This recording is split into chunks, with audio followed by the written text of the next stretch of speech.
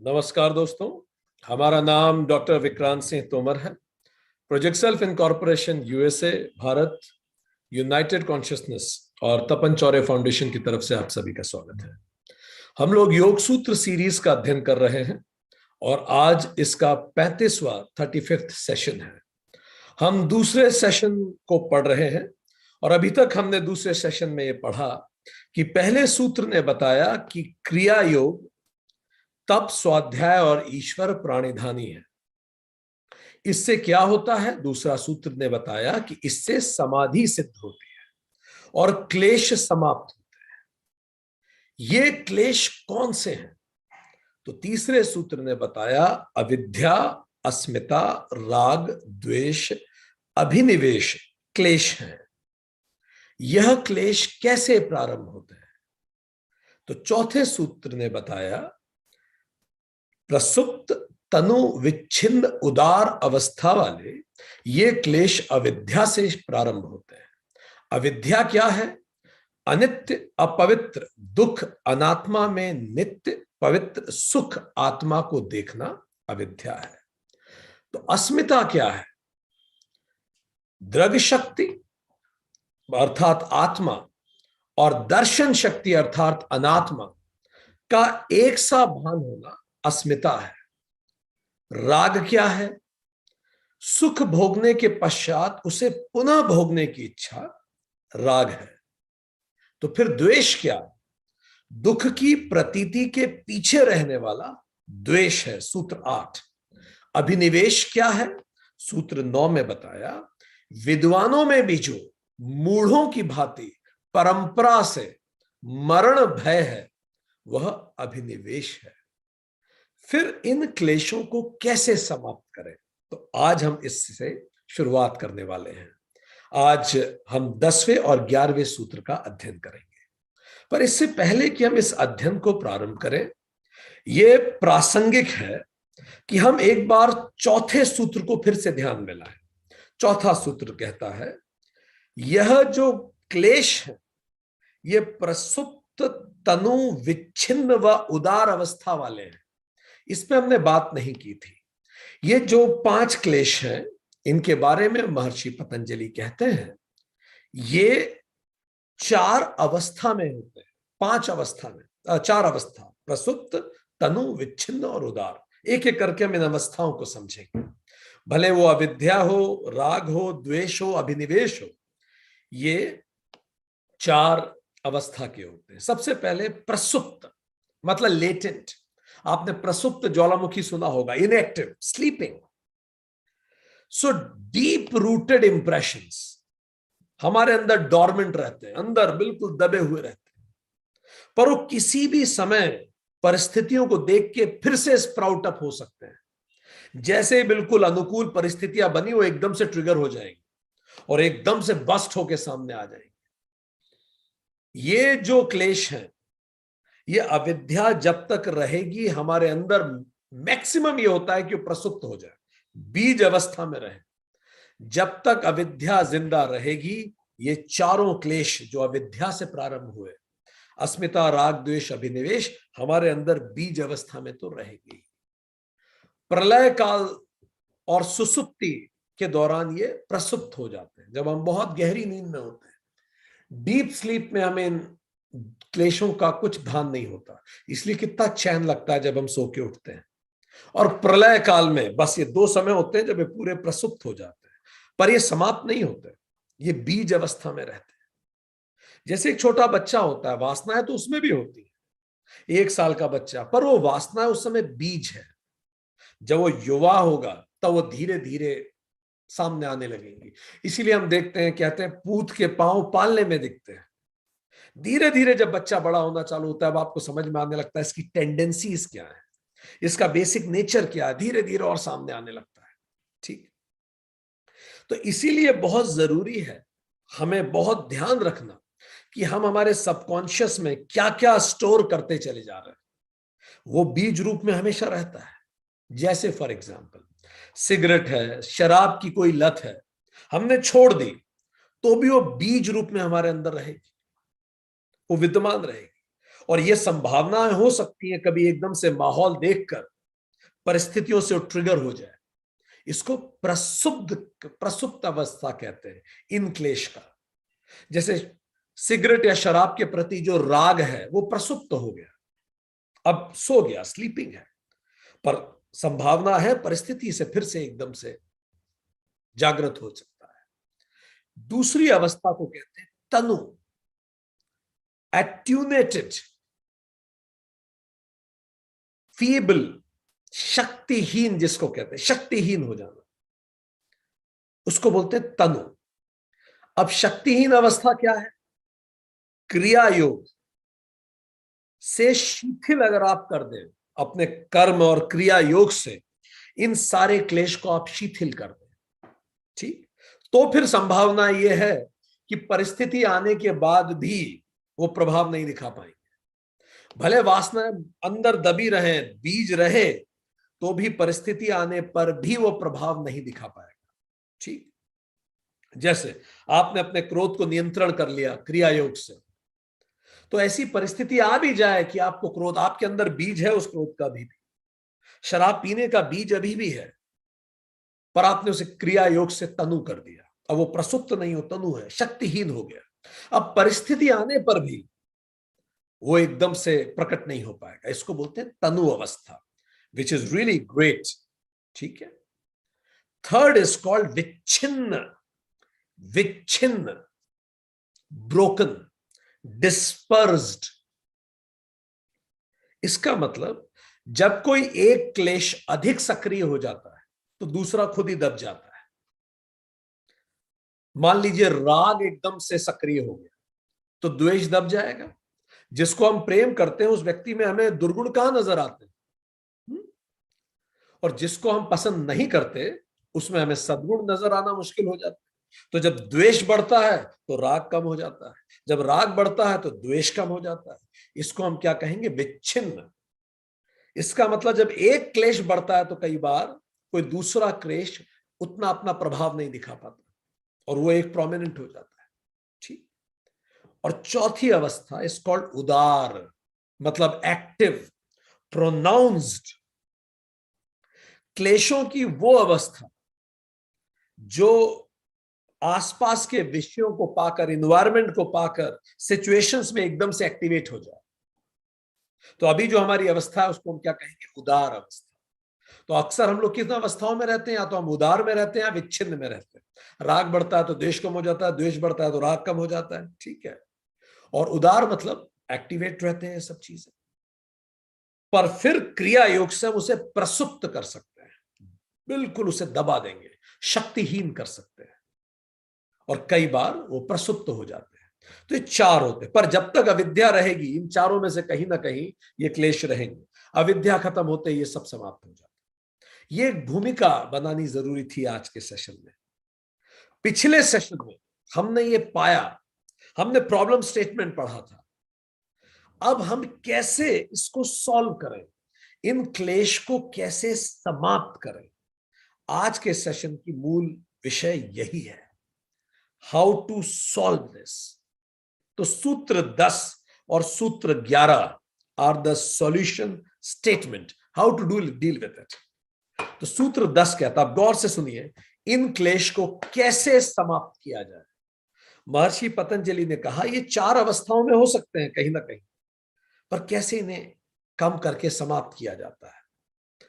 तो महर्षि पतंजलि 3 स्टेजेस के बारे में बताते हैं, और ये 2 सूत्र में इसका उल्लेख है। सूत्र 10 क्या है? सूत्र 10 सुनिए। ते प्रति प्रसव हेयाः सूक्ष्माः, ते प्रति प्रसव हेयाः सूक्ष्माः।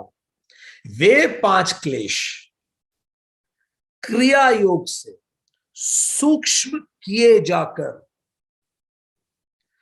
असंप्रज्ञात समाधि, जिसको प्रति प्रसव भी कहते हैं, के द्वारा अपने कारण में या मूल में लौटा देने से नष्ट किए जाने योग्य हैं।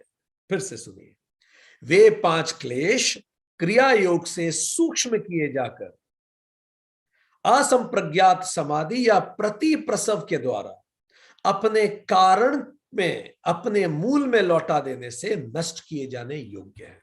जरा हम समझें क्या कहा उन्होंने। एक शब्द उपयोग हुआ, प्रति प्रसव। प्रसव मतलब जन्म, उत्पत्ति, इवोल्यूशन। प्रसव का अर्थ है take birth, to evolve, cause का इफेक्ट में कन्वर्ट होना, इज कॉल्ड प्रसव। जब कारण अपना प्रभाव दिखाता है, इसको हम बोलेंगे प्रसव। हमने पिछले राग द्वेष अभिनिवेश में डिटेल में चर्चा की, हम इवोल्यूशन ने हमें कैसे बनाया, क्यों हमारे अंदर राग है, क्यों हमारे अंदर द्वेष है, क्यों हमारे अंदर अभिनिवेश है, क्यों इवोल्यूशन ने हमें राग द्वेष और अभिनिवेश दिए, ताकि हम सरवाइव कर सकें और रिप्रोडक्शन कर सकें। तो प्रति प्रसव का मतलब, प्रसव मतलब इवोल्यूशन, प्रति प्रसव का मतलब काउंटर इवोल्यूशन। इसी को प्रलय भी कहते हैं कई बार। प्र मतलब पुनः, फिर से, लय मतलब एक हो जाना, फिर से एक हो जाना। तो प्रति प्रसव का मतलब काउंटर इवोल्यूशन। अब जो इवोल्यूशन हुआ हमारा अभी तक, ये सब जानवर के रूप में था। लेट्स काउंटर दैट इवोल्यूशन, हम उसको काउंटर करें। इसका मतलब हम इफेक्ट से कॉज की तरफ लौटे। यही तो आध्यात्मिक रास्ता है। ब्रह्म कॉज है, ये जगत इफेक्ट है। तो चलिए लौटते हैं वापस ब्रह्म की ओर, स्वयं की ओर। मैटर इफेक्ट है, कॉन्शियसनेस कॉज है, तो मैटर वापस लौट जाए अपने कॉज की तरफ, इसको बोलेंगे प्रति प्रसव। इफेक्ट कॉज की तरफ लौट जाए। तो ये तो प्रति प्रसव शब्द की हमने मीमांसा की, उसको हमने समझाया। तो ये तो हुआ प्रति प्रसव शब्द। तो कैसे करें? यदि तुरंत अविद्या का नाश कठिन है तो पूरी प्रक्रिया को ही पलट देते हैं। Let's change whole process. Process क्या थी याद कीजिए, एक्चुअल प्रोसेस क्या थी? मेन कॉज क्या था? अविद्या। अविद्या से क्या आया? अस्मिता। अस्मिता से राग द्वेष अभिनिवेश, और उससे सारे इमोशंस आए। याद है पिछला सेशन? तो मूल कॉज था अविद्या, और इन सारे इमोशंस से क्या हुआ? हम व्यवहार करते हैं। अविद्या, अस्मिता, राग द्वेष अभिनिवेश, और उससे व्यवहार। तो व्यवहार इफेक्ट है और कॉज है अविद्या, और ये पूरी चैनल है। तो चलिए उल्टा करें, रिवर्स द ऑर्डर। कैसे करेंगे? व्यवहार से काम शुरू करते। देखिए अविद्या को खत्म करना बड़ा कठिन है, तो चलिए जो सबसे सरल है वहां से शुरू करें। ठीक, तो वहां से कैसे शुरू किया जाएगा? तो सुनिए, there are couple of steps which we need to do. ठीक, उन स्टेप्स को हमें पालन करना है। चलिए हम देखते हैं तो क्या है। 3 स्टेप्स में ये पूरी प्रोसेस होगी। तो पहला हमने बताया सूत्र 10, सूत्र 11 सुनिए। अब जब हम उसको तनु कर देंगे, ठीक है, उसके बाद क्या करना है? तो सूत्र 11 भी पहले हम पढ़ लें, फिर दोनों सूत्र को एक साथ समझेंगे। ध्यान हेयाह, सूत्र 11, ध्यान हेयाह तद वृत्तयः, इन क्लेशों की स्थूल वृत्तियां जो क्रिया योग द्वारा तनु कर दी गई हैं, वे ध्यान के द्वारा नष्ट करने योग्य है। हमें पता है अभी तक जो हमने बताया थोड़ा कठिन होगा, पर अब हम इसको सिंप्लीफाई करेंगे। पहले दोनों सूत्र बस हमने बता दिया आपको। इन क्लेशों की जो स्थूल वृत्तियां हैं, जिसको हमने क्रिया योग से थोड़ा तनु कर दिया, तनु कर दिया मतलब शिथिल कर दिया, शक्तिहीन कर दिया, वो ध्यान के द्वारा नष्ट करने योग्य है। तो क्या बताया सूत्र 10 और 11 में मिलके, अब हम उसको आपको बता रहे हैं। There are 3 stages. अगर हमें हमारे जीवन के क्लेश को समाप्त करना है, सारे दुखों को खत्म करना है, तो हमें रिवर्स ऑर्डर में जाना पड़ेगा और व्यवहार से शुरू करना पड़ेगा। कैसे करें? तो इसके 3 स्टेज है। स्टेज नंबर 1 क्या है? स्टेज नंबर 1 उदार। अभी हमारी वृत्तियां कैसी हैं हम आपको बता चुके हैं, उदार वृत्तियां हैं, एक्सप्रेस्ड, एक्टिव है। को क्या करें? स्टेज नंबर 1 उदार वृत्तियों को तनु कर दें, सूक्ष्म कर दें। स्टेज 1, स्टेज 1 क्या है? एक्टिव टेंडेंसीज को, एक्टिव वृत्तियों को सूक्ष्म कर दें, सटल कर दें, वीक कर दें। स्टेज 1। इसी को कर्म योग कहते हैं। इसका टूल क्या है? क्रिया योग। इसका टूल कैसे करें? क्रिया योग से। अभी हम आपको बताएंगे, पूरा डिटेल में एक्सप्लेन करेंगे। स्टेज 2 क्या है? अब ये जो तनु वृत्तियां बन गई हैं, वीक हो गई हैं, ये जो क्लेश अब वीक हुए हैं, इनको कारण में लय कर दे, मतलब अब इन्हें प्रसुप्त कर दे, डोरमेंट कर दे, स्लीप में कर दे, दबा दे। ये किससे होगा? टूल है ध्यान योग। ठीक, असंप्रज्ञात समाधि, संप्रज्ञात समाधि। ठीक, सो ये ध्यान योग से इसको करेंगे हम। ठीक, स्टेज 3 है। अब ये जो प्रसुप्त वृत्तियां हैं, जो बिल्कुल स्लीप में है पर बीज तो अभी भी है, को दग्ध बीज अवस्था में कर दे, नष्ट कर दे। उसके लिए टूल क्या है? निर्बीज समाधि। ये 3 स्टेप्स हैं। स्टेप नंबर 1 कर्मयोग, एक्टिव को स्मॉल कर दे, वीक कर दे। टूल क्रिया योग। स्टेज 2, इसको आप उपासना योग कह सकते हैं। स्टेज 2 को, ये जो वीक हो गई है, इनको प्रसुप्त कर दें, स्लीप में कर दें, बिल्कुल बीज रूप में कर दें, कारण में लय कर दें। टूल क्या है? ध्यान योग। स्टेज 3, इसको ज्ञान योग कह सकते हैं। ये जो प्रसुप्त हो गई है, बिल्कुल डोरमेंट हो गई है, इसको दग्ध बीज, जैसे बीज को जला दिया गया, अब फिर वो फिर से अंकुरित नहीं हो सकता, निर्बीज समाधि से इसको भी समाप्त कर दे। तो कर्म योग, उपासना योग, ज्ञान योग। फिर से गीता को याद कीजिए। अब इसको करें कैसे? आपके मन में आ रहा होगा, सर बातें बहुत अच्छी लगी, समझ गए, पर करें क्या? अब सुनिए करना क्या है। चलिए शुरू करते हैं। स्टेज 1, क्रिया योग से उदार अवस्था को तनु कर दें। उदार मतलब एक्टिव, जो मेरे अंदर क्लेश है उसको तनु कर दें। कैसे करें? तो याद कीजिए, क्रिया योग पे हम पहले बात कर चुके हैं, योग सूत्र सेशन 31 में। तो सबसे पहले क्या करना है? स्टेप 1, ये जो हम बता रहे हैं, स्टेज 1 आपको बता रहे हैं। स्टेज 1 क्या है? क्रिया योग से उदार अवस्था को तनु कर दें। कैसे करना है, हम आपको वो तरीका बता रहे हैं। देखिए करना क्या है। सबसे पहले क्या शुरू करें? तप। याद कीजिए, क्रिया योग क्या है? तप, स्वाध्याय, ईश्वर प्राणिधानी, इसी को क्रिया योग कहते हैं। अब हमारे जीवन में जो भी क्लेश है, जो भी परेशानी आ रही है, ठीक, तो हमारे पास 3 ऑप्शन है उसके लिए। आज हमारे अंदर कोई गुस्सा है, जरा सोचिए, अभी आपके जीवन की सबसे बड़ी परेशानी जो भी है उसके बारे में सोचिए, फिर देखते हैं इसको कैसे सॉल्व करना है। सोचिए, जो भी परेशानी, कोई भी दुख।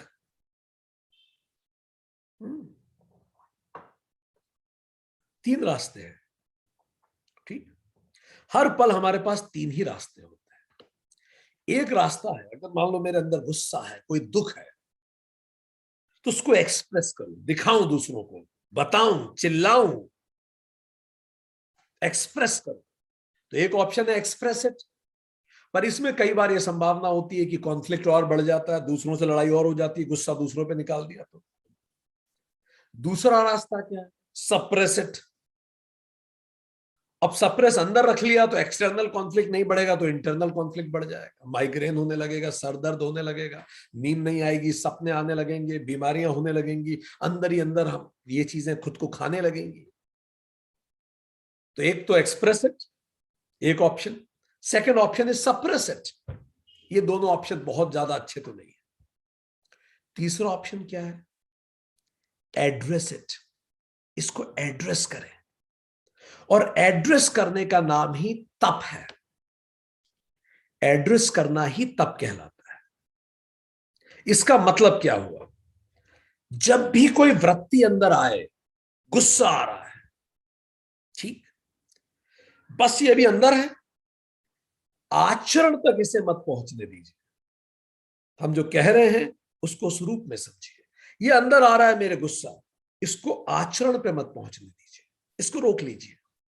एक्सप्रेशन से रोकिए, इसके आचरण से।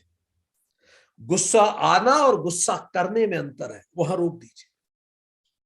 अपशब्द मन में आना और उसको बोल देने में अंतर है, उसको वहां रोक लीजिए। हिंसा यहां आने और करने में अंतर है, उसे रोक लीजिए। झगड़े की इच्छा होना और करने में अंतर है, उसे रोक लीजिए। राग द्वेष मन में आना और प्रदर्शित करने में अंतर है, उसे रोक लीजिए। मनमुटाव, उसे रोक लीजिए। कोई भी चीज, सबसे पहला काम आपको अब यह करना है, इसके बाह्य स्वरूप को क्रिया योग से सूक्ष्म कर दीजिए। इसको एक्सप्रेस करना सभी बाहर रोकिए।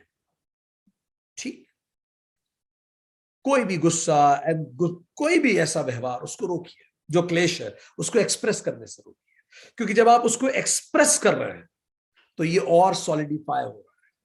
ठीक, इनको क्रियान्वित मत कीजिए। किसी ने भगवान बुद्ध से पूछा, आपको गुस्सा नहीं आता क्या? बुद्ध ने कहा, मुझे गुस्सा आता है पर मैं करता नहीं हूं, मैं उसे नियंत्रित करता हूं। तो इसे क्रियान्वित मत कीजिए। योगः कर्मसु कौशलम, गीता कहती है। ठीक, सद आचरण करने से स्थूल वृत्तियों को सूक्ष्म कर दिया जाता है। पर इसका मतलब यह नहीं है कि वो अंदर से खत्म हो गई। हाँ, ये केवल एक्सप्रेशन रुका है। ठीक, इसका एक्सप्रेशन रोकिए सबसे पहले, नहीं तो बात और बढ़ेगी। पर इसके बाद भी विचारों का तो आपके अंदर आना जारी ही रहेगा, वो तो अंदर जारी ही रहेगा। तो इसीलिए फिर क्या करना है, इसीलिए इसको तप कहा गया। तप, ये बड़ा कठिन है, उसके एक्सप्रेशन को रोकना। मन कर रहा है ये बोल दे, पर खुद को रोक पाना बड़ा कठिन है। मन कर रहा है चिल्ला दे, पर नियंत्रित कर पाना कठिन है। तो इसके लिए, इसीलिए इसे तप कहा गया, तप है। अब फिर क्या करें, हमने एक्सप्रेशन को सूक्ष्म कर दिया, क्रिया योग शुरू कर दिया। ठीक, अब ऑप्शन 3 क्या है? पहला ऑप्शन था एक्सप्रेस इट, वो हमने रोक लिया। सप्रेस इट, वो भी ठीक नहीं है। तीसरा क्या है? एड्रेस इट, उसको एड्रेस करें। और एड्रेस करने के तरीके को ही स्वाध्याय कहते हैं। तप का मतलब सेल्फ कंट्रोल किया, रोका हमने उसे। ठीक, तो हम क्या करेंगे? एक्सप्रेस नहीं कर रहे, सप्रेस नहीं कर रहे, तो करें क्या? एड्रेस कीजिए उसे। ठीक, एड्रेस करें। कैसे करें? अब आ जाइए स्वाध्याय पे। अब है नेक्स्ट स्टेप, स्टेज 1 की नेक्स्ट स्टेप, स्वाध्याय करें। स्वाध्याय कैसे करना है उसका तरीका सुनिए, बिल्कुल एग्जैक्टली। अब आपने उसको बाहर तो एक्सप्रेस किया नहीं, अंदर ही अंदर वो विचार आपके अंदर है ही। अब तो आपने कहा सर एक्सप्रेस नहीं करें, तो अंदर तो रहेगा वो। सप्रेस भी नहीं करें, आप कह रहे हैं ना एक्सप्रेस करें ना सप्रेस करें, एड्रेस करें। कैसे करें सुनिए। सबसे पहला काम कीजिए, ऑब्जर्व द फीलिंग। उस फीलिंग को ऑब्जर्व कीजिए, जो भी फीलिंग आपके अंदर आ रही है। ठीक, ऑब्जर्व इट। जो भी भाव आपके अंदर आ रहा है, बिल्कुल शांत बैठिए और देखिए भाव कौन सा है। ठीक है, फिर क्या करें? उसको एक लेबल दीजिए, उसको एक नाम दीजिए, उस भाव को। क्या आप याद है, हमने पिछले सेशन में खूब सारे इमोशंस बताए थे। आप नाम दीजिए, क्रोध है, लालच, जलन हो रही है मुझे अभी, कमजोर लग रहा है, डर लग रहा है। तो पहले तो उस भाव को ऑब्जर्व कीजिए। हम आपको एड्रेस करने का तरीका बता रहे हैं। उस भाव को ऑब्जर्व कीजिए और उसको नाम दीजिए। फिर उस नाम को एक हेड दीजिए, हेडिंग दीजिए। हेडिंग कौन सी होगी? RDX, कोई सी भी हेडिंग दीजिए। जैसे अगर मैं सोच रहा हूं, मेरे मन में आ रहा है आई एम एन इंडियन, तो हेडिंग क्या हो गई? अस्मिता है ये। ठीक, मैं क्रिकेट मैच देख रहा हूं और मैं कह रहा हूं इंडियन, मतलब इंडिया जीतनी चाहिए। ठीक, तो उसको नाम दीजिए, अस्मिता। देखिए, अब आप ऑब्जर्व कर रहे हैं और उसको टाइटल दे रहे हैं। सचिन तेंदुलकर ने छक्का मारा, आज भी सचिन ही याद आते हैं। सचिन तेंदुलकर ने छक्का मारा, आपको खुशी हुई, कहिए ये राग है, ये राग है। शाहिद अफरीदी ने छक्का मारा, आपको दुख हुआ, कहिए ये द्वेष है। उसको लेबल करना शुरू कीजिए सबसे पहले। सिंपल तरीका हम आपको बताने का प्रयास कर रहे हैं। लेबल कीजिए, एटलीस्ट उसे नाम दीजिए। हम ये नहीं कह रहे रोक ही दीजिए भावनाओं, उसे नाम तो दीजिए। दांत में अंगूठा डाल के बैठे हैं कि मैच हार ना जाए, अभिनिवेश है, भय है। ठीक, मैं बहू हूं, अस्मिता है। मैं सास हूं, अस्मिता है। ठीक, बेटी के काम अच्छे लग रहे हैं, ये राग है। बहू के काम अच्छे नहीं लग रहे, ये द्वेष है। घर पे नियंत्रण कमजोर ना हो जाए, ये अभिनिवेश है। मैं एक एम्प्लॉय हूं, अस्मिता है। मैं जो काम कर रहा हूं सही है, राग है। वो दूसरा जो बंदे को मैं पसंद नहीं करता, वो ऑफिस में जो काम कर रहा हूं ठीक नहीं है, द्वेष है। मेरे और उसमें से एक का ही प्रमोशन हो रहा है, कहीं मेरा प्रमोशन ना छूट जाए, अभिनिवेश है। आप देखना चालू कीजिए और इनको लेबल दीजिए। ठीक, तो आपने क्या किया, फीलिंग को ऑब्जर्व किया, उन्हें एक लेबल दिया और उसके ऊपर एक हेड दिया, राग द्वेष है, अभिनिवेश या अस्मिता है। अब क्या कीजिए, अब डेवलप कीजिए प्रतिपक्ष भावना। Develop a counter thought. अब काउंटर थॉट हमें डेवलप करना है। कैसे डेवलप होता है काउंटर थॉट, चलिए देखते हैं। जो भी हम थॉट हम लेके आ रहे हैं, जो भी हमारे दिमाग में आ रहा है, develop a counter thought for it. उसका बिल्कुल अपोजिट प्रतिपक्ष भावना डेवलप कीजिए। ठीक, कैसे ये प्रतिपक्ष भावना डेवलप होती है, थोड़ा सा अपन एक उदाहरण से देखते हैं। ठीक, हाउ कैन वी डेवलप प्रतिपक्ष भावना। ठीक, जैसे फॉर एग्जाम्पल, कहीं भी कोई व्यक्ति मुझसे अच्छा व्यवहार नहीं कर रहा, ठीक है, तो अब हम खुद से क्वेश्चंस पूछना शुरू करेंगे। somebody is not behaving nicely with me, तो मुझे गुस्सा आ रहा है। ठीक, तो एक तो है कि भाई मैं एक्सप्रेस करूं, पर उसके लिए तो हमने रोका है। सप्रेस करूं तो उससे मैं डिप्रेस चला जाऊंगा। तो प्रोसेस कैसे करना है, देखिए। हमने आपको बताया कि आपने एक नाम दिया कि भाई मुझे गुस्सा आ रहा है, वो व्यक्ति मुझसे अच्छा व्यवहार नहीं करता तो मुझे गुस्सा आ रहा है। ठीक, चलिए, तो अब प्रतिपक्ष भावना कैसे डेवलप हो रही है। पहला क्वेश्चन खुद से पूछ सकते हैं, क्या वो व्यक्ति मेरे लिए बहुत इंपॉर्टेंट है। चलिए आप भी सोचिए, कोई भी व्यक्ति हो इस दुनिया में जिसका व्यवहार आपको पसंद नहीं आ रहा और आपको उसके लिए गुस्सा आ रहा है, और ये सोचना शुरू कीजिए। प्रतिपक्ष भावना, आपका दोस्त हो सकता है, कोई भी व्यक्ति, आपका बॉस हो सकता है, जिसका व्यवहार आपको पसंद नहीं आ रहा, उस व्यवहार को सोचिए। और आपको चूंकि गुस्सा आ रहा है, अब यह प्रश्न खुद से पूछिए, क्या वो व्यक्ति मेरे लिए सर्वाधिक महत्वपूर्ण है।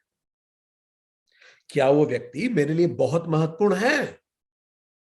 अगर है आंसर नो, तो फिर आप क्यों चिंता कर रहे हैं, क्यों परेशान हो रहे हैं। और अगर आंसर आता है यस, तो अगला क्वेश्चन पूछिए, क्या उस व्यक्ति ने हमेशा आपके साथ ऐसा ही व्यवहार किया, शुरू से वो ऐसा ही रहा है क्या आपके साथ हमेशा। अगर आंसर है नहीं नहीं ऐसा नहीं, पहले अच्छा था, तो उन अच्छे समयों को भी याद कीजिए। उससे द्वेष कम होगा, गुस्सा कम होगा। याद कीजिए उस अच्छे समय को। अक्सर हम जब कोई व्यक्ति खराब व्यवहार करता है, उसके अच्छे व्यवहार को भूल जाते हैं, तो उस अच्छे समय को याद कीजिए। पर अगर उत्तर मिले हाँ सर शुरू से ही ऐसा व्यवहार, शुरू से ही, तो फिर अगला प्रश्न, तीसरा, क्या आपको लगता है वो व्यक्ति आपके प्रति बायस्ड, आपके प्रति पूर्वाग्रह से ग्रसित है। हाँ, हाँ मुझे लगता है। तो फिर क्यों चिंता कर रहे हैं, जब आपको पता ही है वो पूर्वाग्रह है, तो फिर बात खत्म कीजिए, छोड़िए, उसका कुछ नहीं हो सकता। Why do you worry that. नहीं सर पूर्वाग्रह नहीं है, इसका मतलब कोई कारण है फिर, तो उस कारण को क्लियर कीजिए और इंप्रूव कीजिए खुद को। ठीक, ये काउंटर थॉट हम डेवलप कर रहे हैं। ठीक, एक और क्वेश्चन खुद से पूछिए, क्या ये जो गुस्सा आ रहा है मेरा उसके प्रति, ये मुझे उस परिस्थिति के समाधान में मदद कर रहा है। उत्तर है नहीं, तो फिर गुस्से का क्या फायदा है। उत्तर है हाँ, एक्चुअली मैं गुस्सा कर लेता हूं ना, तो थोड़ा मन शांत हो जाता है। ठीक है, तो कमरे में बंद कीजिए खुद को, चिल्लाइए जोर से, कुछ पेपर ले जाइए, उसको फाड़िए, कुछ चीजें ले जाइए जो तोड़ने लायक हो, उसको तोड़ दीजिए, चीखिए, डांस कीजिए, थोड़ा ये वेंटिलेट हो जाएगा तो भी ठीक है। ठीक, किसी बाहर कहीं और एक्सप्रेस करने की तुलना में। तो एक और प्रश्न आप खुद से पूछ सकते हैं, यह प्रतिपक्ष भावना है, अपने पक्ष से ही हम प्रतिपक्ष प्रश्न पूछ रहे हैं। क्या आपने कभी किसी से मिसबिहेव किया है जो डिजर्व नहीं कर पाता? क्या आपने कभी किसी ऐसे व्यक्ति से मिसबिहेव किया है जो उस मिसबिहेवियर को डिजर्व नहीं करता? हाँ, कई बार गुस्से में किसी को डांट दिया था, वो डिजर्व तो नहीं करता था, पर फिर भी मैंने कर दिया। तो अगर आपने भी किया है तो आपके साथ भी हो सकता है। फिर बी रेडी। नहीं सर, मैंने कभी नहीं किया, मैंने कभी किसी के साथ मिसबिहेव नहीं किया जो डिजर्व नहीं करता, गुस्से में भी नहीं, रिएक्शन में भी नहीं। अच्छा, ठीक है। क्या आपने झुंझला के कभी बच्चों पे नाराजगी की है? तो आपने किया है, सोचिए। नहीं सर, मैंने कभी नहीं किया। ओके, तो अगला प्रश्न, ठीक है, तो क्या ये इस सिचुएशन में मस्ट है कि आप विरोध करें? क्या ये जरूरी है, मस्ट है कि आप विरोध करें? क्या 24 घंटे रोका नहीं जा सकता इस विरोध को? क्या इमीडिएटली विरोध करने न करने से कुछ नुकसान हो जाएगा? नहीं सर, 24 घंटे बाद भी किया जा सकता है, तो फिर 24 घंटे बाद कीजिए। गुस्सा आ रहा है, 24 घंटे बाद दिखाइए। क्या अप्रोप्रिएट, ये जो मैं बोलने जा रहा हूं, क्या ये बिल्कुल सही शब्द है? क्या ये सही समय है? क्या ये सही तरीका है? ये सब प्रतिपक्ष रखिए। इसको प्रैक्टिस करनी पड़ेगी, एकदम से नहीं हो सकता। ठीक, खुद से पूछिए, वो व्यक्ति मुझे क्या सिखाने के लिए मेरी जिंदगी में इतने करीब रिश्ते में आया है? सोचिए क्या सिखाना चाहता है। एक और, एम आई परफेक्ट, ये प्रश्न भी आप खुद से पूछ सकते हैं, क्या मैं परफेक्ट हूं? नहीं सर, बहुत कमियां हैं। तो भाई सामने वाले में भी कमियां हैं, फिर बात खत्म। उसमें भी कमियां, आप में भी कमियां। ये प्रतिपक्ष भाव है। तो फिर आप इतना गुस्सा क्यों कर रहे हैं? आप कौन से परफेक्ट हैं जो दूसरे से अपेक्षा करते हैं कि वो परफेक्ट बिहेव करेगा? एक और प्रश्न पूछ सकते हैं, can I control other person? क्या मैं एक दूसरे व्यक्ति का व्यवहार कंट्रोल कर सकता हूं? नहीं सर, तो फिर क्यों परेशान हो रहे हैं? जब आप किसी का व्यवहार कंट्रोल कर ही नहीं सकते तो परेशानी का क्या उपयोग है? हां सर, कर सकता हूं, तो फिर प्रयास कीजिए। यह है उसको प्रोसेस करने का तरीका। क्योंकि हम लोग, हमारे जो सोच होती है, ये बड़ी कॉम्प्लिकेटेड सोच होती है। जैसे हम आपको बताते हैं, हमारे पास बहुत सारे लोग बहुत सारे विषयों में हमसे मिलते हैं। एक व्यक्ति ने कहा, सर लाइफ में मजा नहीं आ रहा, I am not enjoying my life. ये क्या हुआ? पक्ष। अब प्रतिपक्ष सुनिए, ध्यान दीजिए। उस व्यक्ति ने कुछ बताया नहीं है क्यों से मजा नहीं आ रहा, बस मजा नहीं आ रहा। ठीक, इसको साइकोलॉजिस्ट कहते हैं डिलीशन। अब बाकी सारी बात आपने डिलीट कर दी, ऐसा स्टेटमेंट दे दिया, मजा नहीं आ रहा। तो हम पूछते हैं, अच्छा आपके बच्चे फेल हो गए इस बार टेस्ट में? अरे नहीं सर, क्या बात कर रहे हैं? नहीं नहीं, अच्छा पढ़ रहे हैं वो तो। अच्छा अच्छा अच्छा। बच्चों का एक्सीडेंट हो गया? अरे सर, राम बचाए, आप कैसी बातें कर रहे हैं सर? सर बिल्कुल स्वस्थ हैं, सब कृपा है। अच्छा अच्छा अच्छा, बच्चे भी ठीक। आपको नौकरी से निकाल दिया? अरे नहीं सर, अरे सर कैसी बात कर रहे हैं सर, आप कोविड में। नहीं नहीं, सब सब ठीक है सर, नौकरियां भी चल रही है, ऑनलाइन चल रही है, तनख्वाह भी आ रही है। अच्छा, नौकरी भी चल रही है। आज बॉस ने सबके सामने ऑनलाइन डांट दिया बहुत तेज। नहीं सर, सर क्या कह रहे हैं आप, ऐसा कुछ नहीं हुआ। फिर लाइफ में मजा नहीं आ रहा। एक्चुअली सर मेरी है ना तबीयत हमेशा खराब होती है। ध्यान दीजिए, क्या सेंटेंस बोला था? लाइफ में ही मजा नहीं आ रहा। इतनी सारी चीजें लाइफ में अच्छी चल रही है जिसको हमने कन्वीनियंटली डिलीट कर दिया। इसको क्या कहते हैं? डिलीशन।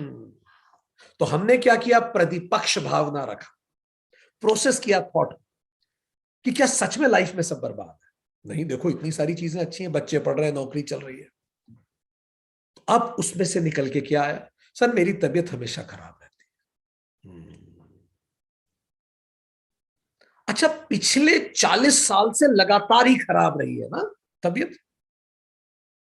पिछले जो 365 मल्टीप्लाइड बाय 40, करीब 12,000 दिन आपने इस प्लेनेट पे बिताए हैं, हमेशा ही खराब रही? अरे नहीं सर, आप कैसी बातें कर रहे हैं सर? अच्छा, नहीं रही 40 साल से? अच्छा, तो पिछले 365 दिन से तो लगातार ही खराब रही होगी? अरे नहीं सर। अच्छा, तो पिछले 30 दिन से लगातार? नहीं सर, पिछले 5 दिन से तबीयत खराब है। अच्छा, ओके, पिछले 5 दिन से तबीयत खराब है। पर देखिए सेंटेंस क्या बोल रहे हैं, मेरी तो हमेशा ही तबीयत खराब रहती है। इसको बोलते हैं जनरलाइजेशन। देख रहे हैं हमारे थॉट्स कितने रॉन्ग होते हैं? आगे देखिए, पिछले 5 दिन से तबीयत खराब है सर, और किसी को कोई परवाह भी नहीं। अच्छा, किसी को भी परवाह नहीं है। अच्छा, आपकी माता जी को फर्क ही नहीं पड़ता आपकी तबीयत खराब होती? अरे नहीं सर, मम्मी तो 4 बार फोन लगा के पूछती हैं। अच्छा अच्छा अच्छा। आपके पिताजी gives a damn of you? No sir, my father loves me very much. वो तो पूछते हैं। डॉक्टर को भी आप नहीं दिखा पाए? नहीं सर, डॉक्टर को भी दिखा दिया। बच्चे भी नहीं पूछते? अरे सर, बच्चे भी पूछते हैं। ऊपर क्या है सर, सतीश ने सुबह से तबीयत नहीं पूछी। अच्छा, सतीश ने सुबह से तबीयत नहीं पूछी। इसको कहते हैं डिस्टॉर्शन। हम फैक्ट को डिस्टॉर्ट कर रहे हैं। ठीक, सतीश ने तबीयत नहीं पूछी। अच्छा, तो जिसने तबीयत पूछी उन सबको आपकी बेहद परवाह है, इसका मतलब? तो किस किस ने पूछी? सर बाई ने पूछी। अच्छा, उसको बड़ी परवाह है आपकी तबीयत की। सर पड़ोसियों ने पूछी, उन्हें भी बहुत परवाह है।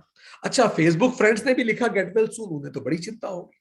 अच्छा, व्हाट्सएप पे भी आया 10 लोगों का गेट वेल सून। क्या सच में ये फेसबुक व्हाट्सएप वाले लोग हमारी इतनी चिंता करते हैं? Distortion of reality. देखिए हम कैसे प्रतिपक्ष थॉट दे रहे हैं।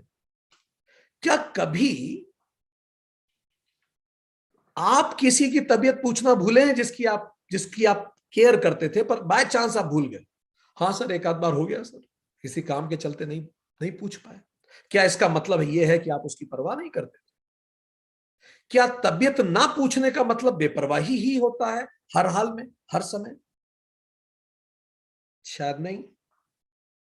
Deletion, generalization, distortion. और सॉल्यूशन क्या है? प्रतिपक्ष भावना। इसी को स्वाध्याय कहते हैं। ठीक, कई जगह आप इसको लागू कर सकते हैं। जैसे पक्ष, तुम मुझे पसंद नहीं करते। डिलीशन कैसे है इसमें? डिलीशन कैसे है?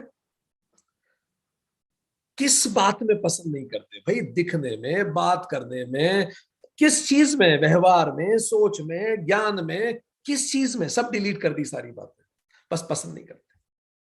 तो क्या प्रश्न होना चाहिए? प्रतिपक्ष क्या हो गया? किस चीज में पसंद नहीं करते, और तुम्हें कैसे पता पसंद नहीं करते? तुम हमेशा चिल्ला के बात करते हो। ठीक, अब इसका प्रतिपक्ष क्या होगा? चिल्लाने का मतलब पसंद नहीं करना होता है क्या? क्या, अब देखिए प्रतिपक्ष हम भावना देते जा रहे हैं लगातार। क्या कभी तुम किसी पर चिल्लाए हो जिसे तुम पसंद भी करते हो? हाँ, बच्चों पे चिल्लाते ही रहते हैं, बहुतों पे चिल्लाते हैं जिन्हें हम पसंद करते हैं, और कई बार उन्हीं पे चिल्लाते हैं जिन्हें पसंद करते हैं। देखिए अब वो विचार टूट रहा है।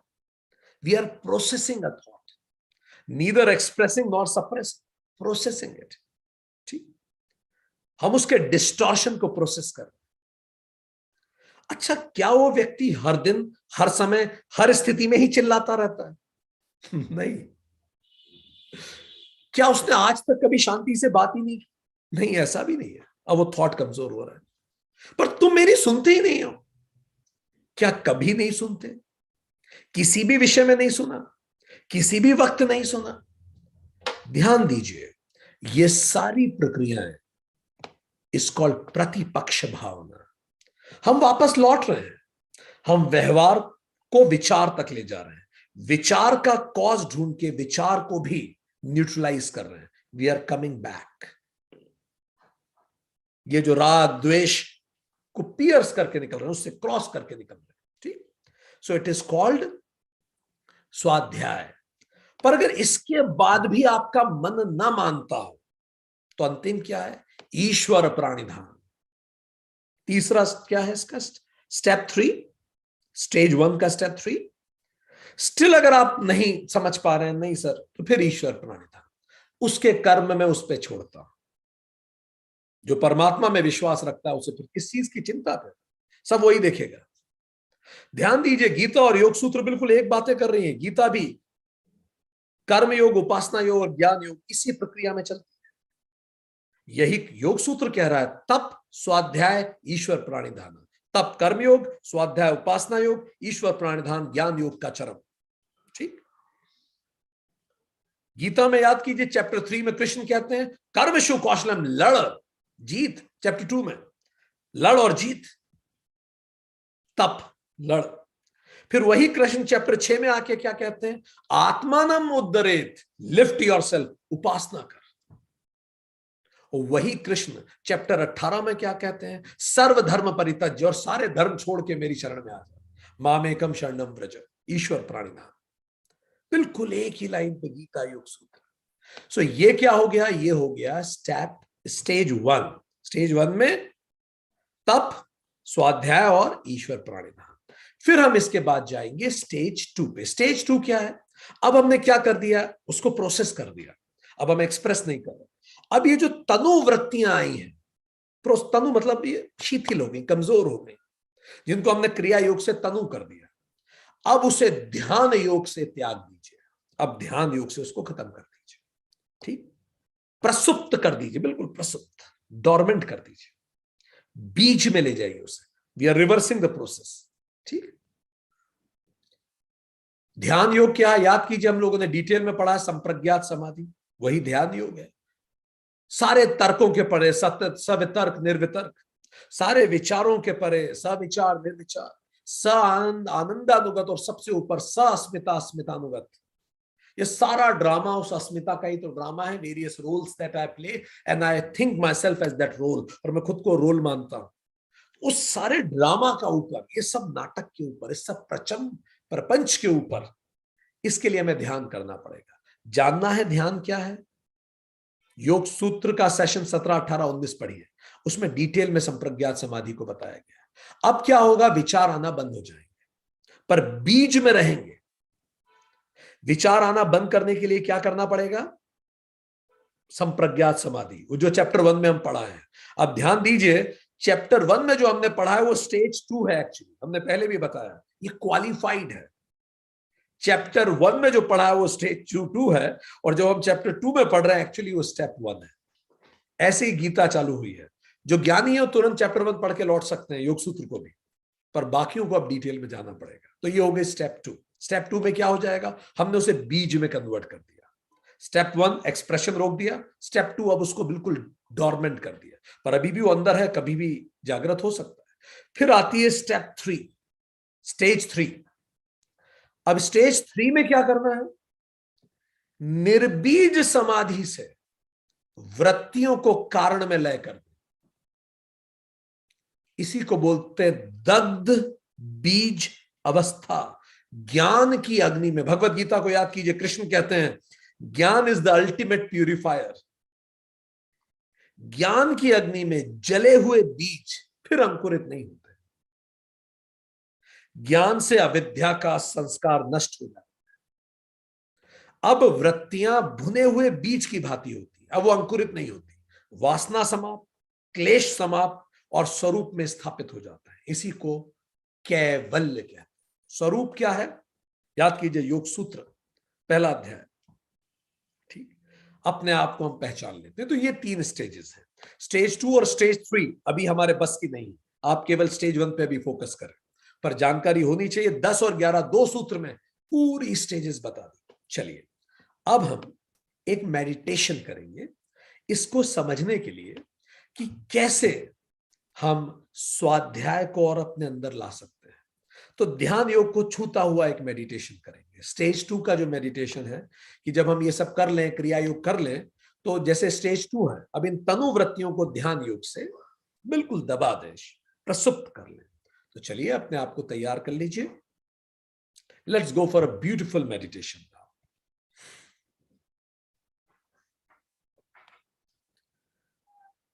अपने आप को ऐसी अवस्था में ले आइए जहां आप कंफर्टेबल हो, बैठे हो, लेटे हो, जिस भी अवस्था में आप खुद को ज्यादा बेहतर महसूस कर पाते हैं।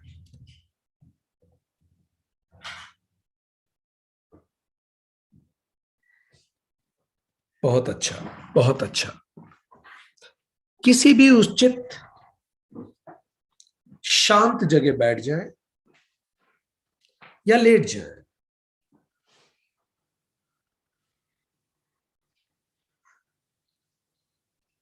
अपनी रीढ़ को सीधी रखें।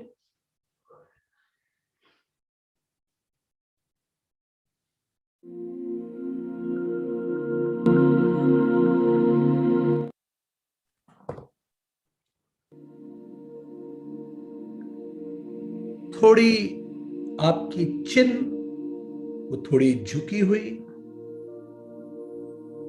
अपने हाथों को पैरों पर या घुटनों पर रख लें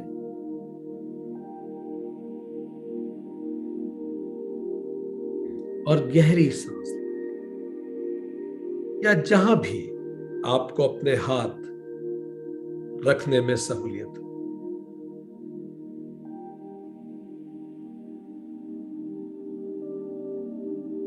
अब मन ही मन संकल्प लें,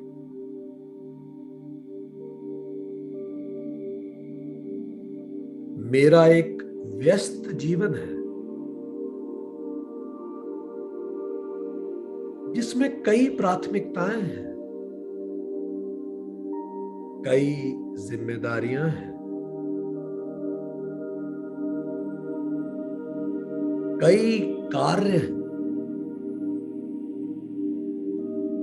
कई भूमिकाएं हैं जो मैं रोजमर्रा में निभाता हूं।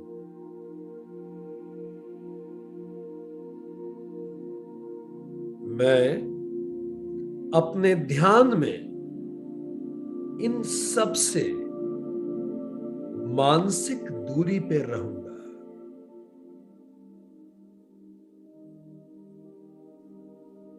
मैं अपने आप को इन सब से दूर एक शांत स्थिर चित्त के साथ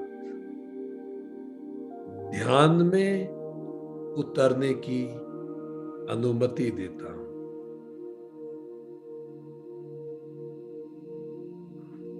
आने वाले कुछ समय में मैं केवल इस ध्यान साधना पर केंद्रित रहूंगा।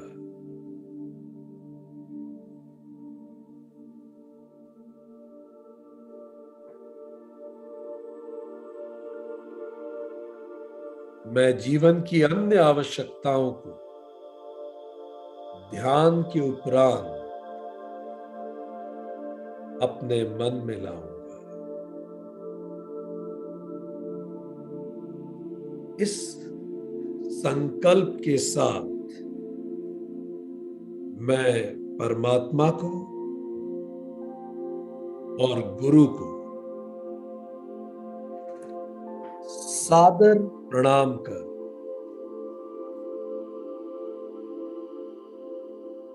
ध्यान में उतरता हूं।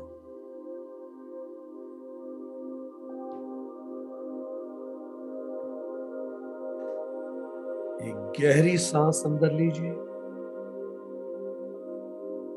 छोड़िए।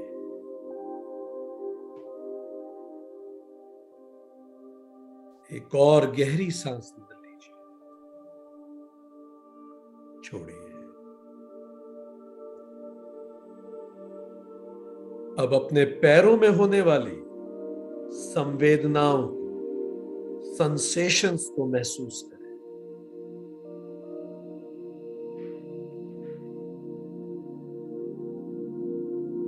जब आपका पैर सतह को छू रहा है,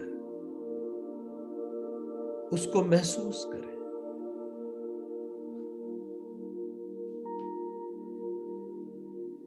आपका पैर सतह पे जो दबाव बना रहा है, उसे महसूस करें।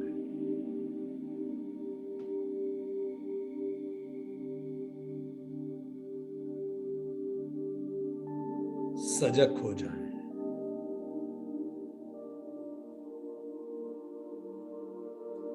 अब अपने पैरों पर कपड़ों के स्पर्श को महसूस करें।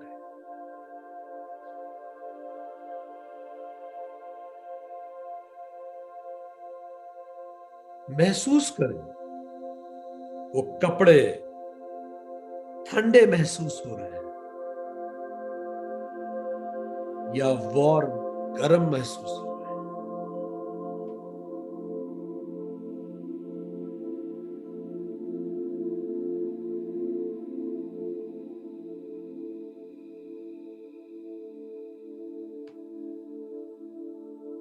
अब अपने घुटनों की संवेदना को महसूस करें।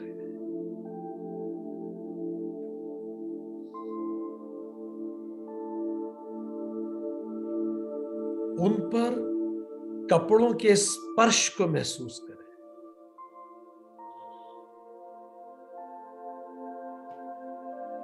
कि वह गर्म है या ठंडे हैं।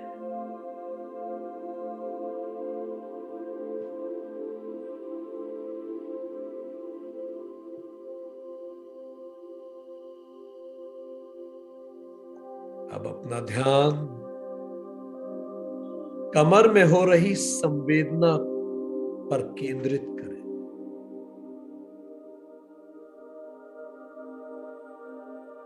अपनी रीढ़ की हड्डी की ऊर्जा को महसूस करें। अपनी रीढ़ की हड्डी में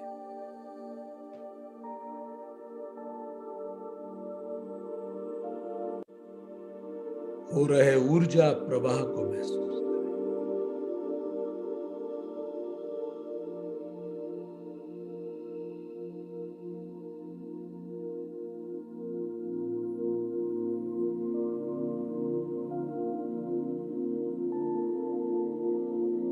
अब अपने पेट की संवेदना को महसूस करें।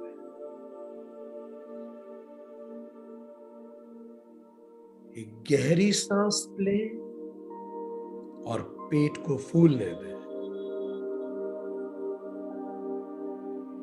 और एक गहरी सांस छोड़ते हुए उसको अंदर जाने दें।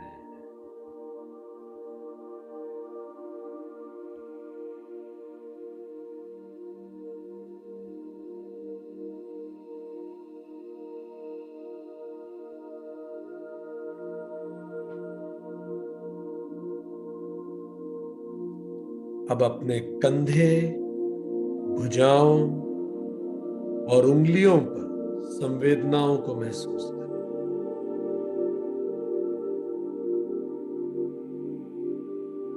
महसूस करें उन संवेदनाओं को जो आपको अपनी उंगलियों में महसूस हो रही सेंसेशंस को।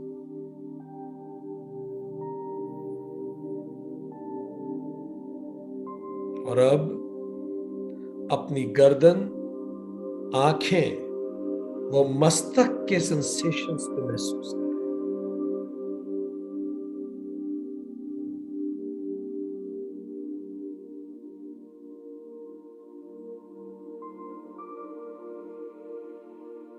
Sensations in your neck.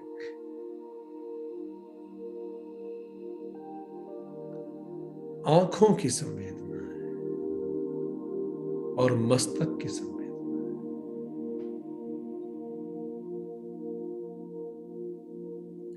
अब इस सजग और शांत भाव से अपने आप को एक मूवी थिएटर, टॉकीज में बैठे हुए देखें।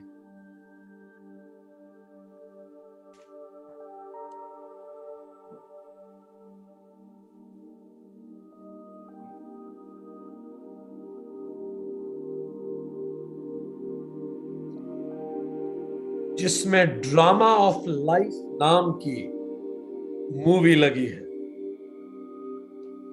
मूवी का नाम है ड्रामा ऑफ लाइफ, और वो आपके सामने की बड़ी सी स्क्रीन पर प्रदर्शित होगी।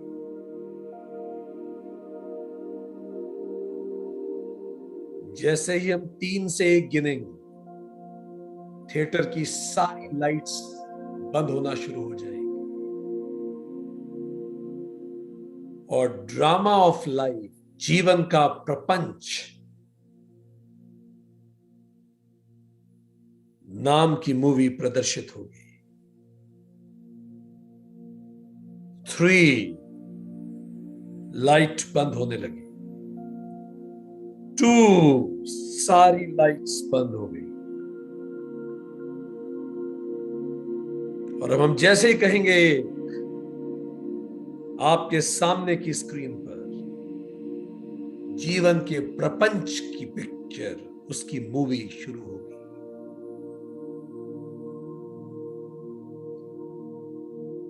एक, और ये शुरू हुई। आने दें जो भी चित्र पटल पे आ रहा है, उसे केवल देखें, शांत भाव से देखें। जो उस पटल पे आ रहा है, जो स्क्रीन पे आ रहा है, उस पर ना सोचें, ना रुकें, ना ही उसे महसूस करें। केवल देखें, एक दर्शक के रूप में देखें।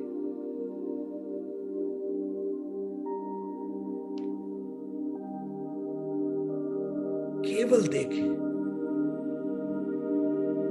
न रोकें न बढ़ाएं, बस देखें जो भी आ रहा है। न महसूस करें, बस देखें। विभिन्न दृश्य, घटनाएं, किरदार, जीवन के सारे किरदार,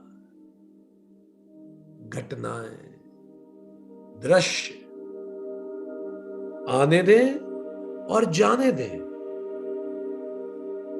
जुड़े ना, बस केवल देखें।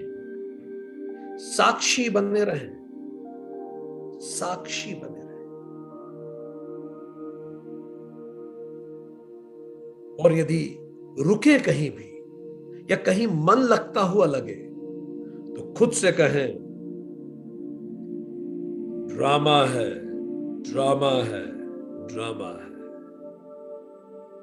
It's just a drama, just a drama, just a drama.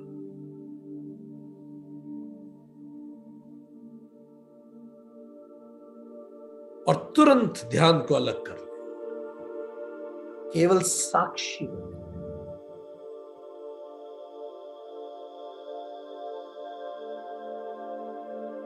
चलने दें इस ड्रामा को, दूर से देखें। सारे विचार,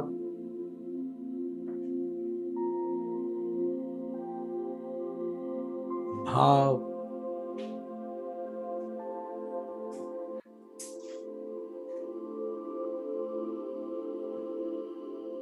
घटनाएं, किरदार को आने दें और जाने दें। पथिक बने, रुके नहीं, बस देखें। दर्शक रहे। और कहीं भी मन लगे तो सजगता से खुद को कहे, ड्रामा है, ड्रामा है, ड्रामा है।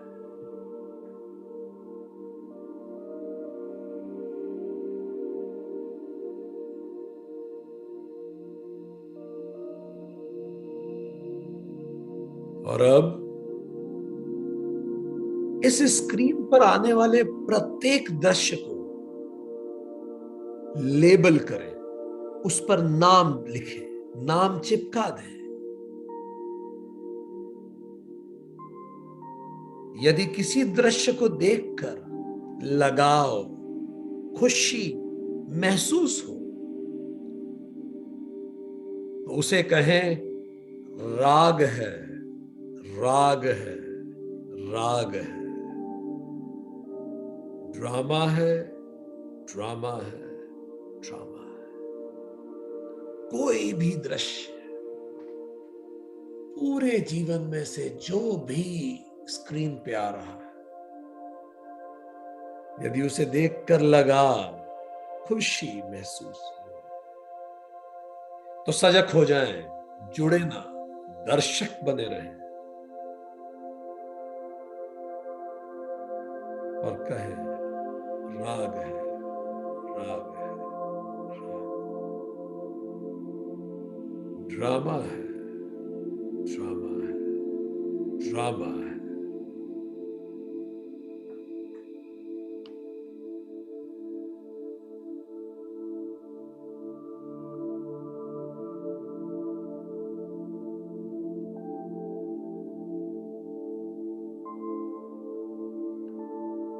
यदि किसी दृश्य को देखकर दुख हो, बुरा लगे, गुस्सा, तो उसे लेबल करें, कहें द्वेष, द्वेष, द्वेष है। ड्रामा है, ड्रामा है, ड्रामा है। कहीं रुके ना, बस लेबल करें और देखते रहें। कोई भाव नहीं, बस लेबल करें और दर्शक बने रहें।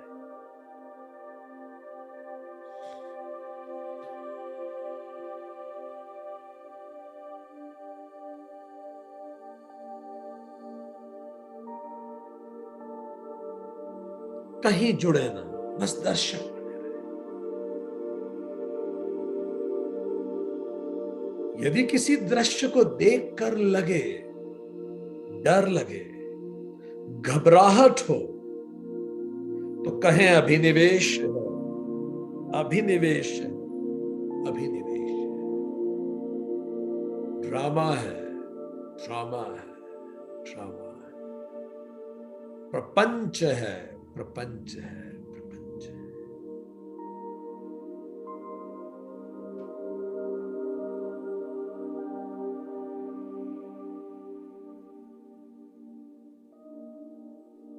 कहीं रुके ना, न जुड़े ही, बस दर्शक बने रहे, साक्षी बने रहे। इस साक्षी भाव को बनाए रखें, केवल देखें, केवल देखें। यदि कोई सामान्य दृश्य देखें जिनमें ऊपर के कोई भाव ना हो, केवल स्वयं के किरदार का एहसास हो, अपने होने का एहसास हो, तो सजग हो जाएं, साक्षी बने और याद दिलाएं, कहें अस्मिता है, अस्मिता है, अस्मिता है। ड्रामा है, ड्रामा है, ड्रामा है।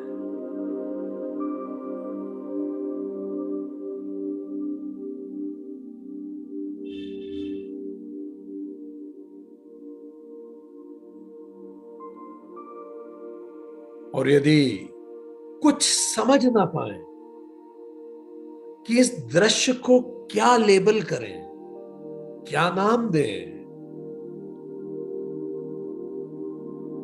तो सारे ही दृश्य कहें अविद्या है, अविद्या है, अविद्या है। ड्रामा है, ड्रामा है, ड्रामा है।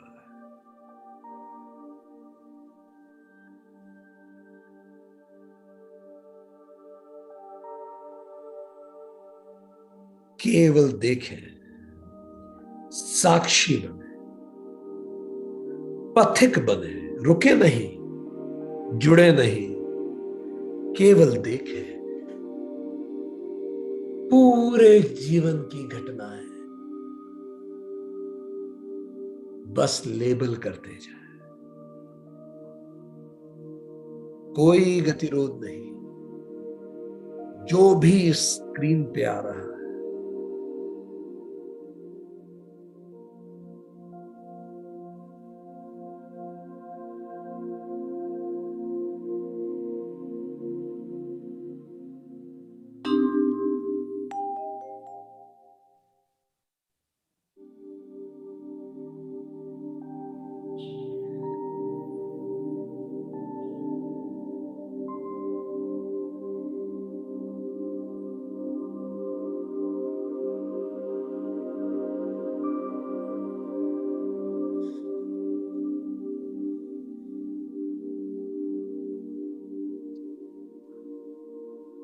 रुके नहीं, जुड़े नहीं, केवल लेबल करें।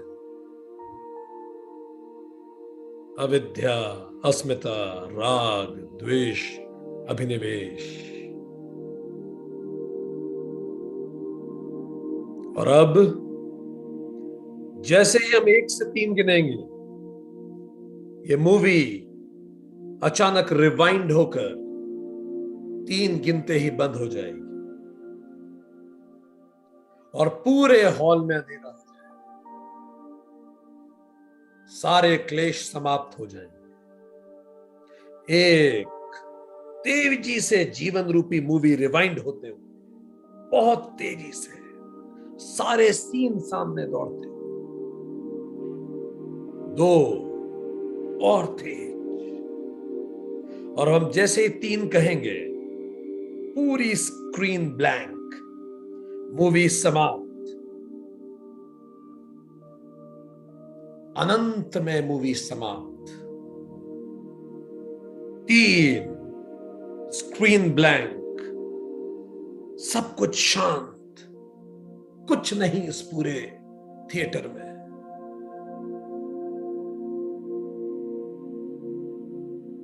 और इस समय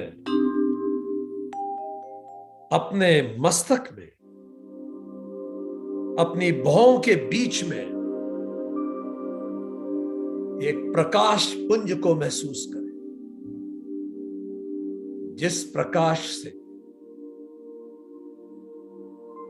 निकलता हुआ ऊर्जाएं सारे हॉल में, सारे नभमंडल में जा रही है, चमकता हुआ आपकी भौं के मध्य।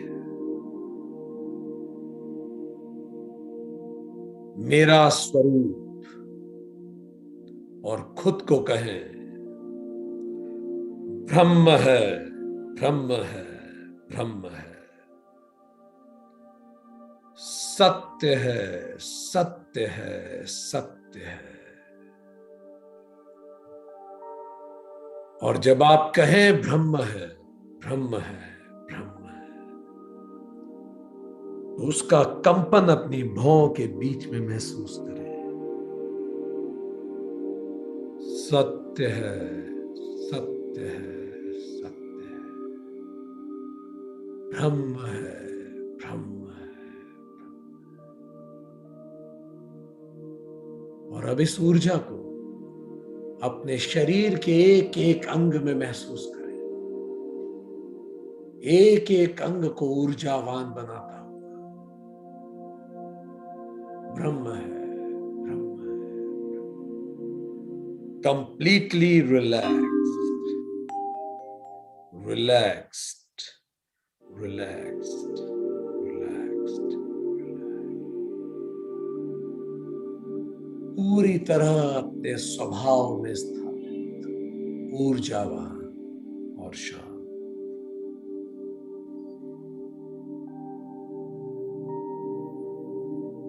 कुछ पल अपनी भ्रकुटी के मध्य में उस ऊर्जा के कंपन को महसूस करें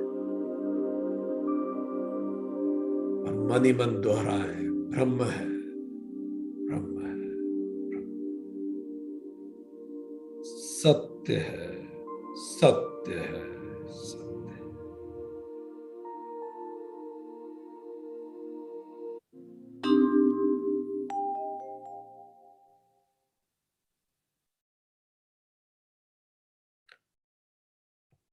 और अब आप जब भी तैयार हो,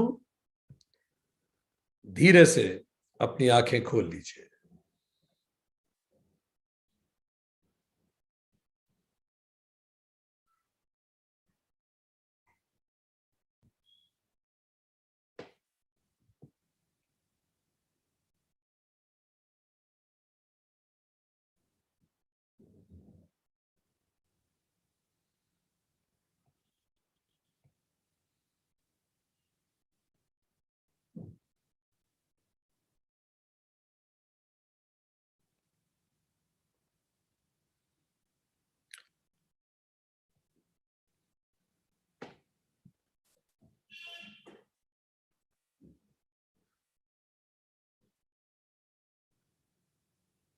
welcome back friends. Let's have a small quick recap. हमने क्या बातें की? तो हमने बातें की कि ये जो क्लेश हैं, ये प्रसुप्त, तनु विच्छिन्न और उदार अवस्था वाले होते हैं। प्रसुप्त का अर्थ लेटेंट है, स्लीपिंग है, इनएक्टिव है, बीज अवस्था में रहते हैं। तनु का मतलब शक्तिहीन है, जिसको क्रियायोग से शक्तिहीन कर दिया गया। विच्छिन्न का मतलब ब्रोकन है, डिस्पर्स्ड है, जैसे एक क्लेश के बढ़ने से दूसरा कम हो जाता है। और उदार का मतलब एक्टिव है। हमने इसके बाद ये चर्चा की कि सूत्र 10 और 11 ने यह बताया कि ये जो पांचों क्लेश हैं क्रिया योग से सूक्ष्म किए जाते हैं, इसको प्रतिप्रसव कहते हैं। और सूत्र 11 ने बताया ये जो स्थूल की गई वृत्तियां हैं, इसको ध्यान से, स्थूल से जो तनु की गई वृत्तियां हैं, इसको ध्यान योग से नष्ट कर दिया जाता है। प्रतिप्रसव का मतलब काउंटर इवोल्यूशन, इवोल्यूशन। हम वापस अपने मूल में लौटते हैं, व्यवहार से अविद्या की तरफ लौटते हैं, कॉज से इफेक्ट की तरफ लौटते हैं, ग्रॉस से सटल की तरफ लौटते हैं। इसी को हम कहते हैं प्रतिप्रसव। ये 3 स्टेजेस में, इस दोनों सूत्र में ये प्रक्रिया बताई गई। स्टेज 1 कर्मयोग, जिसमें उदार और स्थूल वृत्तियों को तनु या सूक्ष्म करते हैं, इसका टूल क्रिया योग है। दूसरा उपासना योग, इसमें तनु वृत्तियों को, जो क्लेश की तनु वृत्तियां हैं, इसको कारण में लय कर देते हैं, इसका टूल ध्यान योग है। और स्टेज 3 ज्ञान योग, ये जो प्रसुप्त वृत्तियां हैं, इसको दग्ध बीज कर दिया जाता है, इसका टूल टूल निर्बीज समाधि है। इसको करने के लिए स्टेज 1 क्या है? क्रिया योग से उदार अवस्था को तनु कैसे करें? तो सबसे पहले तप करें, जो भी भाव है उसको एक्सप्रेस करने से बाहर समस्या होगी, सप्रेस करने से अंदर, उसको एड्रेस करें। एड्रेस करने के लिए प्रतिपक्ष भावना बनानी पड़ेगी। कैसे एड्रेस करें इसको? Observe the feeling, give that feeling a name, give it a head, राग द्वेष और अभिनिवेश, और फाइनली प्रतिपक्ष भावना। हर एक्शन के पीछे जो थॉट है, उस थॉट तक पहुंचे, इसको प्रतिपक्ष भावना कहते हैं। फिर भी यदि हम नहीं कर पा रहे हैं तो अंत में ईश्वर प्राणिधान में उसके सबके कर्म उसी पर छोड़ता हूं। इस तरह से प्रतिपक्ष भावना से हम ये स्टेज 1 पूरी करते हैं। फिर स्टेज टू में अब इन तनुवृत्तियों को ध्यान योग से त्याग दें, प्रसुप्त कर दें। इसमें संप्रज्ञात समाधि आएगी, सवितर्क निर्वितर्क, सविचार निर्विचार, स आनंद आनंदानुगत, सस्मिता स्मितानुगत। ये जानना कि ये सब कुछ ड्रामा है, अस्मितानुगत, अस्मिता से परे होने का प्रयास है। और फिर ये जो बीज अवस्था में हम इसको ले आए हैं, स्टेज 3 में निर्बीज समाधि से वृत्तियों को अपने कारण में लय कर दे, दग्ध बीज अवस्था में ला दे। क्योंकि ज्ञान की अग्नि से भुने और जले हुए बीज पुनः अंकुरित नहीं होते। इससे वासना समाप्त होती है, क्लेश समाप्त होता है और व्यक्ति स्वरूप में स्थापित हो जाता है। आज के लिए इतना ही।